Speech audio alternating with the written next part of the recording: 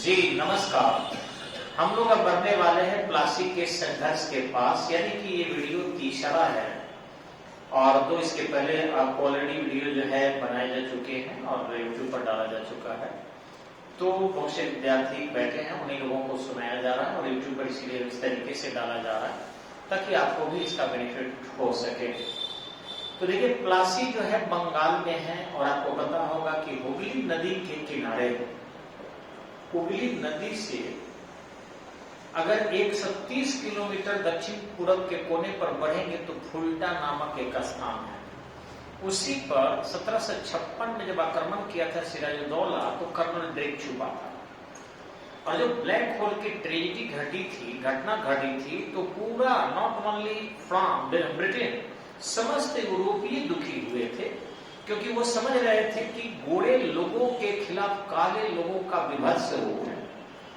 इसलिए फ्रांसीसी भी मदद कर रहे थे और स्पेनिश भी थोड़ा सा मदद कर रहे थे, डेनिश भी थोड़ा मदद कर रहे थे और अंग्रेज को साथों घटनाएं घटी थी।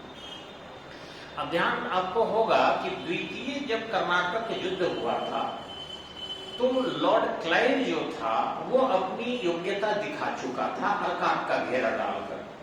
उसी को सूचना दी गई कि हे क्लाइव, आप मद्रास से आइए, यहाँ बंगाल में आपकी आवश्यकता है। उस समय में वो मद्रास में नहीं बल्कि मुंबई में था। तो मुंबई से तीव्र गति से वो पानी के जहाज से मद्रास आया और कुछ सेना लेकर कोलकाता बंदरगाह पर पहुंचा। अब ध्यान रखेंगे, जब वो कोलकाता आया तो यहाँ आकर सबसे पहले अटैक ही किया, लेकिन घटना हो गई थी फरवरी 57 की।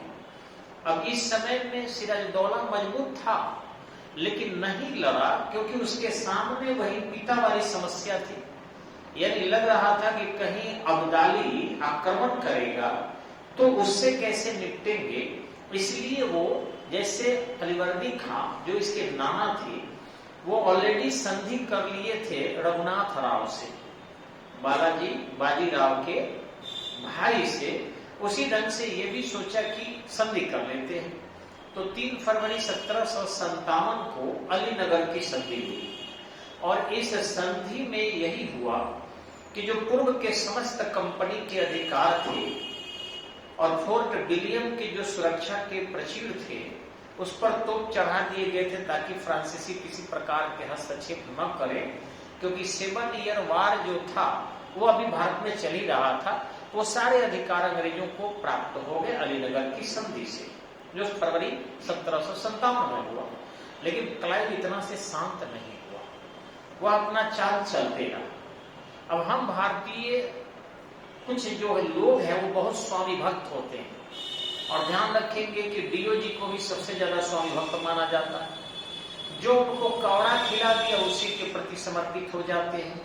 तो कौड़ा के पीछे अगर कोई भागने लगे तो निश्चित रूप से वो स्वामी भक्ति नहीं है। जिसकी अपनी बुद्धि नहीं हो, विवेक नहीं हो, जो अपना और बिराना नहीं समझता हो, वह जो है स्वामी भक्त कहना आज के समय में एक गाली भी है। मैं थोड़ा बताना चाहूंगा, अगर आपको कोई कहे कि बड़ी सीधा आदमी है तो एक गाली दे दिया, शरीफ है तो दूसरा गाली हो गया, उदार विचार का है तो तीसरी गाली हो गई, सहनशील है तो समझिए संसार का गाली हो गया और धार्मिक है तो समझिए सब गाली के पावर इन्फिनिटी हो गया। आज के समय में यह कभी भी मनुष्य को हमेशा ही तार्किक होना चाहिए, धार्मिक नहीं होना चाहिए। धर्म पर्सनल मैटर है, not a social matter. Mahatma Gandhi भी धार्मिक थे लेकिन अंग्रेजों को भारत से बाहर भगाने में कोई कसर नहीं छोड़े। तो यही चीजें वहां पर जो था सिराजुद्दौला का सेनापति था मिर्जाफर, पैसों पर बिकने वाला आदमी, पद लोलू। उसने किया क्या कि उस सेनापति को मिला लिया, सेना प्लासी के मैदान में आकर खड़ी हो गई। सिराजुद्दौला के पास भी सैनिकों की संख्या कम नहीं थी लेकिन सेनापति मिर्जाफर था। एक और ध्यान रखेंगे, हमेशा ही राज छत्र के नीचे ही उसके दुश्मन बैठे होते हैं और हमेशा उस मुकुट को प्राप्त करने की इच्छा रखते हैं। समझदारों को उस राज छत्र के नीचे वाले लोगों पर बहुत दिमाग रखना चाहिए, तब जाके अपने उस जो मुकुट है उसको बचा के रखेंगे, अन्यथा कभी भी मुकुट को झपट लेते हैं क्योंकि सबसे ज्यादा मुकुट पर निगाहें अपने लोगों की पड़ती है और अपने लोग उससे जलते हैं, अपने लोग उससे परेशान करते हैं। उसकी सुरक्षा स्वयं करनी बहुत जरूरी होती है। यह नहीं समझा सिराजुद्दौला कि मिर्जाफर के मन में भी नवाबी चल रही है और वो मालिक बनना चाहता। प्लासी के मैदान में लॉर्ड क्लाइव एक सैनिक लेकर आया। छद्म युद्ध छोटे थोड़े से हुए और मिर्जाफर वहां पर हिला तक नहीं। अंततः सिराजुद्दौला के अंगरक्षक थे मीर मदान मोहन लाल काश्मीरी ब्राह्मण थे। अपने लगभग 500 सैनिकों को लेकर वो युद्ध में कूद पड़े। देखते ही देखते दोनों भाई, दोनों ब्राह्मण शहीद हो गए। इस पर सिराजुद्दौला ने कहा कि मिर्जाफर क्या कहते हो? मिर्जाफर ने राय दिया, महाराज आप हाथी पर ही बैठकर यहाँ से जल्दी मुर्शिदाबाद चले जाएं। जैसे वो मुर्शिदाबाद के लिए रवाना हुए, वह अपने पुत्र मीर मारान को पीछे से घोड़े से लगा दिया और 12 महल की पहाड़ी में उनको पहुंचकर मार डाला गया। यहाँ पर जो है मिर्जाफर ने लॉर्ड क्लाइव का पेट थपथपाया और कहा, आपने मैदान मार लिया। इस पर मिर्जाफर को चूंकि वादा हो चुका था कि उसे बंगाल की नवाबी दी जाएगी, लॉर्ड क्लाइव उसे मुर्शिदाबाद ले गया और ले जाने के बाद उसे सत्ता सौंप दिया, नवाबी सौंप दी, जो 1757 से लेकर 1760 तक रहा। इस बीच 17.5 लाख स्वर्ण मुद्रा लॉर्ड क्लाइव को उपहार स्वरूप दिया, जो 3 नाव पर लाद कर वो लंदन के लिए रवाना हुआ। बंगाल की खाड़ी में एक स्वर्ण मुद्रा का जहाज डूब गया। 2 जहाज लेकर वहां पर पहुंचा और इस तरीके से बड़े पैमाने पर किसानों पर करारोपण बढ़ा दिए गए, अर्थात टैक्स लेने की बहुत कोशिश की जाने लगी। लेकिन एक परिवर्तन और हुआ इस दौर में, आपको बता रहे हैं कि जब लॉर्ड क्लाइव यहां से गया तो वही हॉलवेल जो ऑलरेडी ब्लैक होल ट्रेजेडी के घटना को लिखा था बढ़ा चढ़ाकर, वह जो है कार्यवाहक बंगाल का गवर्नर हुआ और वो सोचा कि जिस तरीके से लॉर्ड क्लाइव ले गए हैं धन, हम भी मिर्जाफर से मांगते हैं। और मिर्जाफर जब देने से इनकार किया तो वैसी स्थिति में वह उसके दामाद मीर कासिम को नवाबी सौंपने के लिए तैयार कर लिया। जैसे ही मीर कासिम पहुंचा हॉलवेल के साथ, मिर्जाफर समझ गया कि मेरे साथ भी विश्वासघात हो चुका है। मरने से बचने के लिए हाथ जोड़कर और कुर्सी से उतर कर कहा, मीर कासिम बैठ जाइए, आप ही नवाब रहिए। अतः उसकी जान नहीं ली गई। मीर कासिम भी हॉलवेल को बहुत धन दिया, लेकिन मीर कासिम इसलिए नवाब नहीं बना था कि उसे सत्ता लोलुपता थी। वह चाहता था कि हम यूरोपीय पद्धति से अपनी सेना को सजाएं और बड़े पैमाने पर अंग्रेजों की तरह एक फौज बनाएं और फिर अंग्रेजों को भारत से बाहर कर दें।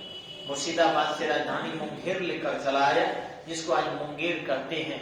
मीर कासिम ने अपना किला बनवाया और यहीं पर यूरोपीय पद्धति से बंदूक और तोप बनाने का कारखाना भी लगाया। बड़े पैमाने पर अमेरिकी सैनिकों को बुलाकर अपने सेना को प्रशिक्षण दिया, यूरोपीय पद्धति से अपनी सेना को भी सजाया। अंग्रेज जो 1717 के जो फरुखसियर से बंगाल, बिहार और उड़ीसा की दीवानी प्राप्त किए थे मात्र 3000 में, वो एक पारगमन पत्र देते थे। उस पारगमन पत्र का मिसयूज बड़े पैमाने पर होता था, अर्थात वो कोई टैक्स नहीं देता था। अंग्रेज उस पत्र को भारतीय व्यापारियों को ही बेचा करते थे, जिस कारण मीर कासिम को राजस्व शून्य आता था, व्यापार से लाभ अंग्रेज लेते थे। उसे बंद कर दिया, कहा कि इस प्रकार का कोई टैक्स नहीं लगेगा। उस समय में साधारण किरानी के पद पर वारेन हेस्टिंग्स था, स्वयं मुंगेर आया था, बातचीत हुई थी। यहाँ पर वारेन हेस्टिंग्स तैयार हो गया था कि ठीक है, हम दस्तक जो पारगमन पत्र है उस दस्तक का दुरुपयोग नहीं करेंगे। लेकिन वहां जाने के बाद पुनः ये तय हुआ कि दस्तक का दुरुपयोग होगा, दस्तक चलेगा। अब जब कलकत्ता में ऐसा निर्णय लिया गया तो मीर कासिम को बुरा लगा। वो तुरंत पटना पहुंचकर घटना 1763 की है, कुछ अंग्रेजों से युद्ध किया, कुछ अंग्रेज मारे गए। लेकिन अपने सैन्य क्षमता को कम देखते हुए वह भारत के बादशाह शाह आलम द्वितीय एवं अवध के नवाब से जो शुजाउद्दौला था मदद करने के लिए लखनऊ चले गए। इस बीच जो है बंगाल से लॉर्ड क्लाइव फिर जल्दी आगे बढ़ दिया और फिर उसी मिर्जाफर को बंगाल का नवाब बना दिया। मिर्जाफर बंगाल के नवाब बन गया यानी दोबारा, और पूरी सेना लेकर आगे बढ़ा। वह आगे बढ़कर पटना में रुक गया और फिर मुनरो के नेतृत्व में सेना लखनऊ के लिए रवाना कर दिया। लेकिन इसी बीच जो अवध के नवाब शुजाउद्दौला थे, वह प्रेम के कारण नहीं, पैसे के कारण मीर कासिम से जुड़ गए। भारत के बादशाह शाह आलम द्वितीय, जो स्वयं एक पेंशन याफ्ता थे या भगोड़ा बादशाह थे, वह अवध के नवाब शुजाउद्दौला के संरक्षण में लखनऊ रह रहे थे। उन्होंने भी कहा हमें भी पैसा मिलेगी, मीर कासिम के तरफ से लड़ेंगे। यही मकसद है 1764 दोनों सेनाएं आमने सामने हुई। लेकिन ये तीन व्यक्ति जो थे, मीर कासिम, शुजाउद्दौला और भारत के बादशाह शाह आलम द्वितीय, ये पैसे की डिमांड में लग गए, हमें पैसे दो कि लड़ें। आश्चर्य, राष्ट्रभक्ति के नाम की चीज नहीं थी, अंग्रेजों से दुश्मनी नहीं थी, पैसों की भूख थी। न तो मुस्लिम होने के कारण समर्थन कर रहे थे, न भारत के राष्ट्र में रह रहे थे इसलिए एक थे, बल्कि वो पैसे के लिए जसूरी थे। मीर कासिम ने जैसे इनकार कर लिया, लगभग 5000 सेना से उसके सभी सैनिकों को बंदी बनवा लिया गया। और फिर जब मुनरो ने आक्रमण किया तो भारत के बादशाह शाह आलम द्वितीय के पास तो अपना कोई सैनिक था ही नहीं। शुजाउद्दौला 5000 घटे हुए सैनिकों के माध्यम से आक्रमण किया। देखते ही देखते मुनरो बक्सर के मैदान को जीत लिया।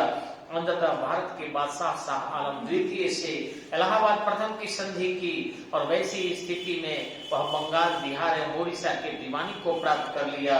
और फिर भारत के बादशाह शाह आलम द्वितीय को 26 लाख रुपया पेंशन देने के शर्त पर अपने पास रख लिए और अवध के नवाब से इलाहाबाद, करा और मानिकपुर के जागीर उस पेंशन वाले राजस्व के रूप में रख लिए, जहां से राजस्व आएगा तो सीधे मुगल बादशाह को मिलेगा और मुगल बादशाह का पैसा स्वयं अंग्रेज खाते, उनको तो रोटी और मूली पर किसी तरह जिंदा रखते।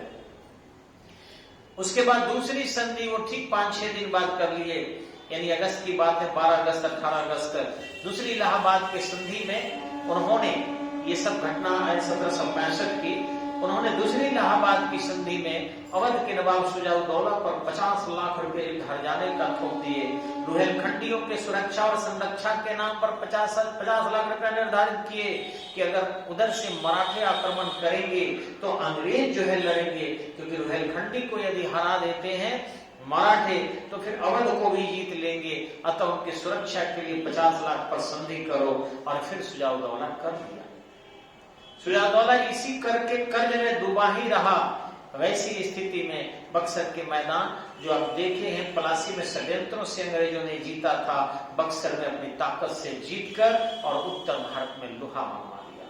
इस प्रकार अवध के नवाब के दरबार में अंग्रेजी फौज रख दी गई, जिसको हम कह सकते हैं जो वेलेज़िगी ने अपने सिद्धांत को भारत में 1798 से 1805 के बीच में लागू किया था, उससे भारत में अंग्रेजी राज्य के अंतर्गत लॉर्ड डलहौजी ने इलाहाबाद में यानी यूं कहे लखनऊ में अपनी सेना रखकर इसकी शुरुआत कर दी थी। लेकिन सबसे पहले फ्रांसीसी गवर्नर डुप्ले किया था, जो हैदराबाद में कुछ फ्रांसीसियों को रखकर और सहायक संधि के लिए बाध्य किया था।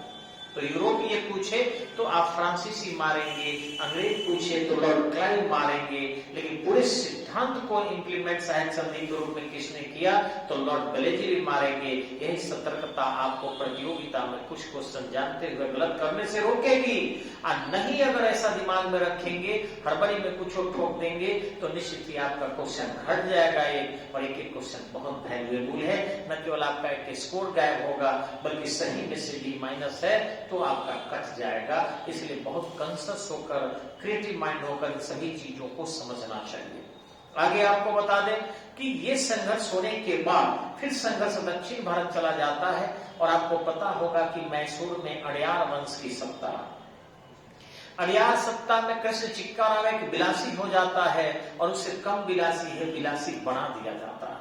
जब वो विलासी हो जाता है, सत्ता संचालन में दिक्कतें आने लगती है, तो कभी हैदराबाद के निजाम आक्रमण करके, कभी मराठे आक्रमण करके उसके क्षेत्र को जीतने लगते हैं। उसकी सेना में एक मर्द की भर्ती हुई थी जो शायद अनपढ़ था, शायद छोटे पद पर था, लेकिन वीरता उसके अंदर कूट कूट कर भरी थी और नाम हैदर अली था। उस हैदर अली ने कृष्ण चिक्कारा से कहा, महाराज मेरे जीते जी अगर मराठे मैसूर में दखल दे देते हैं तो मैं शहीद होना पसंद करता हूं, लेकिन श्वेत पताका देना पसंद नहीं करता हूं। इसलिए हे महाराज, अगर आपको विश्वास हो तो सैन्य नेतृत्व मेरे हाथों में दीजिए, मैं मराठों को अपने मैसूर क्षेत्र से बाहर ढकेल दूंगा। कृष्ण चिक्कारा एक शर्त पर उसे देते हैं कि वह उनके वंश को समाप्त नहीं करेगा और साथ ही सारी सुख सुविधाओं का उनका ख्याल रखेगा। इस पर जो है हैदर अली सहमत होता है और 1761 में डीडीगुल में वो शस्त्रागार की स्थापना करता है। इधर देखिए आपको कि 1761 में यहाँ मीर कासिम भी जो है शस्त्रागार स्थापित करता है और वहां डीडीगुल में हैदर अली भी शस्त्रागार स्थापित करता है। यूरोपीय पद्धति से अपने सेना को सजाता है, लेकिन उसी बीच में एक परिवर्तन आता है। परिवर्तन यह कि अंग्रेज अपने जब विस्तार करने लगते हैं तो मराठों से मिलकर और फिर आपके हैदराबाद के निजाम से मिलकर और फिर मद्रास से अंग्रेजों से उलझ जाता है, जिसको प्रथम आंग्ल मैसूर युद्ध कहते हैं 1766 से 1769। लेकिन अफसोस 1767 से 1769, लेकिन अफसोस से घटना यहाँ घटती है कि बहुत जल्द हैदराबाद के निजाम अलग हो जाता है, मराठे आक्रमण में उसके साथ छोड़ देते हैं, हैदर अली अकेला पड़ जाता है। लेकिन छापेमार युद्ध पद्धति से वो मद्रास तक आक्रमण कर देता है और मद्रास को पूरी तरह अपने नियंत्रण में ले लेता है। वहां जब कब्जे में ले लेता है तो मजबूर होकर अंग्रेजों को संधि करना पड़ता है, 40,000 रुपये युद्ध हर जाने के रूप में देना पड़ता है और समस्त युद्ध बंदी एक दूसरे से रिटर्न कर दिए जाते हैं। एक दूसरे के असामिक और संरक्षक को नुकसान पहुंचाने से इनकार किया जाता है। यहाँ हैदर अली की शक्ति अकस्मात बढ़ जाती है, लेकिन अफसोस ये अंग्रेज मानने वाले नहीं थे किसी संधि को। वे स्वार्थी समुदाय के लोग थे। उन्होंने बहुत जल्दी जो है हैदर अली के कुछ क्षेत्रों पर जो है अपना सैन्य गुजारने लगे, अपना विस्तार करने लगे। इसी समय में एक परिवर्तन और हुआ, जो उन्होंने मराठों से वादा किया था कि हम आपको सुरक्षा देंगे, हैदराबाद के निजाम से कहा था हम आपको सुरक्षा देंगे, उन्हीं के खिलाफ हो गए। क्योंकि जब मराठों का एक व्यक्ति नारायण राव द्वितीय की हत्या रघुनाथ राव और आनंदीबाई ने कर दी, तो वैसी स्थिति में रघुनाथ राव वहां से भागकर चला गया और फिर सूरत की संधि की। जब संधि कर लिया अंग्रेजों से और कर्नल किटिंग मुंबई का जब गवर्नर था, वह सोचा कि हम क्यों नहीं प्लासी की तरह वहां भी धन बटोर ले, यानी लॉर्ड क्लाइव की तरह, और इसलिए वो मराठों को मदद करने के लिए हामी भर दिया। 1775 से 1782 के बीच यह संघर्ष चल ही रहा था कि उसी समय फ्रांसीसी बस्ती जो माहे थी उस पर आक्रमण कर दिया अंग्रेजों ने। ये फ्रांसीसी बस्ती जो थी ऑलरेडी हैदर अली उसका संरक्षण कर रहा था, जो पुडुचेरी में है। पुडुचेरी यानी पांडिचेरी एक ऐसा क्षेत्र है जो आपके तमिलनाडु के आसपास भी उसके कुछ द्वीप हैं और पश्चिम में केरल के आसपास भी उसके कुछ द्वीप हैं, काफी विस्तार है उसका। तो पश्चिम में अरब सागर में, पूरब में, बंगाल खाड़ी में, तो पश्चिमी भाग में माहे ने आक्रमण कर दिया। यह बुरा लगा मैसूर के तत्कालीन नवाब हैदर अली को। उसने उसी घटना को लेकर, घटना ये 1779 का है, यानी 1779 की है, जब माहे को जीता, हैदर अली तैयारी करके धावा बोल दिया। 1780 से 1782 के बीच में प्रथम आंग्ल मैसूर न द्वितीय आंग्ल मैसूर संघर्ष हुआ। प्रथम तो 1767 से 1769 के बीच हुआ था और दूसरा 1780 से 1784 के बीच। तो 1780 से 1782 में हैदर अली ने बहुत सारे अंग्रेजों को कब्जे में कर लिया, उनके सेनापति को बंदी बना लिया और युद्ध में काफी मजबूत रहा। कुछ इतिहासकार कहते हैं युद्ध में इसी घाव में उसको कैंसर कर दिया, कुछ कहते हैं पहले से ही कैंसर से वो ग्रसित था।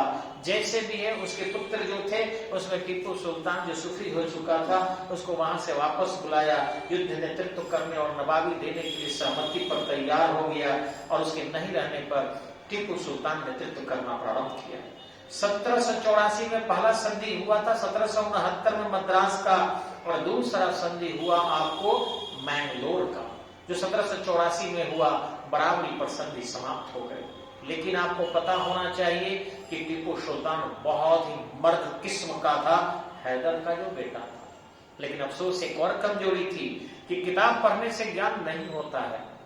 मैं हमेशा कहता हूं कि जितने डिग्रीधारी है वो डिग्री नहीं धारण करने वाले से बुद्धि में कमजोर होते हैं, तार्किकता में कमजोर होते हैं। मैं भी बहुत सारा चीज पढ़ा हूं, लेकिन अफसोस कि मैं जो अज्ञानी है, नहीं पढ़ा है, उसके सामने मात खा जाता हूं। वो बहुत तार्किक होता है, बहुत बुद्धिमान होता है, बहुत चालाक होता है, और हर जगह हम लोगों को दाव पेच पे पटखनी दे देता है।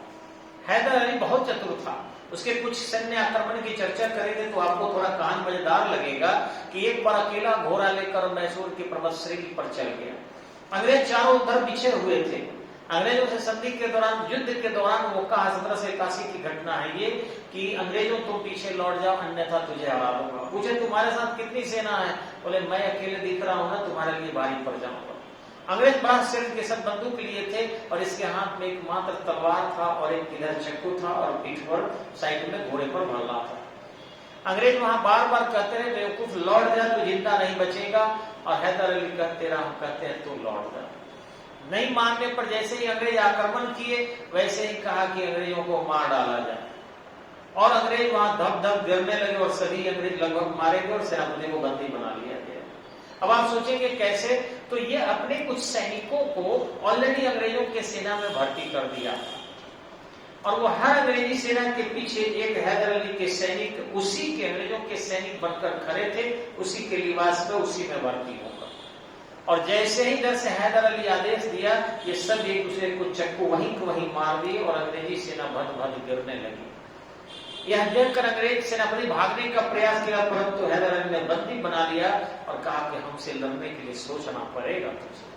तो अशिक्षित होकर भी यह मैसूर को मजबूत कर दिया, मैसूर को बचा लिया और एक ही साथ मद्रास की संधि करने के बाद दूसरे संघर्ष में भी अंग्रेजों को नाको चने चबवा दिया।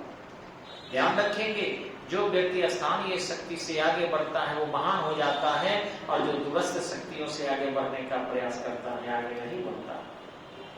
आपके चूल्हे की जो आग है आपके खाना को बनाती है, सूर्य की आग आपके खाना नहीं बनाएगी। तपिश ज्यादा है उसके लिए कि जब उसको मौका लगेगा सूर्य 12 घंटा के लिए गायब हो जाएगा, बादल लग जाएगा तब भी गायब हो जाएगा, ग्रहण लग जाएगा तभी गायब हो जाएगा। लेकिन ग्रहण में भी आप चाहें तो चूल्हा जला सकते हैं, बादल में भी चूल्हा जला सकते हैं, रात को भी चूल्हा जला सकते हैं। एक लकड़ी का औकात भले ही सूर्य के सामने कुछ नहीं है, लेकिन मेरे लिए सबसे महत्वपूर्ण है, उसकी महत्ता को समझना चाहिए। अशिक्षित होकर भी हैदर अली ने भारतीय राजाओं से समर्थन लेकर, कभी वो मराठों से समर्थन लेकर और कभी वो निजाम से समर्थन लेकर, और अंग्रेजों को चाप चुका। लेकिन टीपू सुल्तान क्या किया कि वो लगा अब फ्रांस से समर्थन को मांगने, जैकोबिन क्लब का मेंबर बन गया, स्वतंत्रता का वृक्ष लगा दिया। वो तुर्की में अपने दूत को भेजा, अफगानिस्तान में अपने दूत को भेजा, यानी पहली बार दूतावास के किसी ने भारत में स्थापना की थी तो वो टीपू सुल्तान था। GKGS के लिए ठीक है, लेकिन सारे स्थापना करने के बावजूद भी क्या लगता है वहां से मदद भारत को मिल सकती थी? क्या नहीं मिल सकती थी। तो इस मदद के लिए लोकल उनको जो है समर्थन लेना चाहिए था। इस पर हुआ क्या कि 1786 में जब कर्नवालिस आया, टीपू के बढ़ते हुए स्वतंत्रता के वृक्ष और जैकोबिन क्लब के मेंबर से बहुत दुखी हुआ और तय किया कि मराठों को मिला लेते हैं, निजाम को मिला लेते हैं, ताकि अंग्रेजों की सैनिक क्षमता में कोई कमी नहीं आए, हम टीपू पर धावा बोल देते हैं। मराठों और निजाम से कहा कि जो भी टीपू का राज्य हम जीतेंगे उसमें से आधा हम ले लेंगे और आधा में से आधा तुम दोनों ले लेना।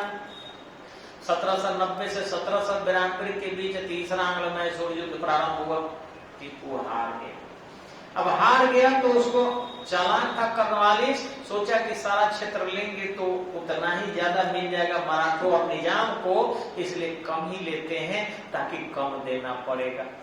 अब कम ही लेते हैं, कम देना पड़ेगा, बाद में बचा हुआ सब ले लेंगे, हड़प लेंगे। इस चालाकी से उसने आधे राज्य को लिया और महारानी को एक पत्र लिखा, महारानी मैंने दुश्मन को समाप्त कर दिया है परंतु दोस्त को भी मजबूत होने नहीं दिया है। कितना कर्नवालिस चतुर था। दोस्त ने मराठे और निजाम थे, उनको कहा कि उनको भी मजबूत होने नहीं दिया हो, और इस प्रकार रंगपट्टनम की संधि हो गई।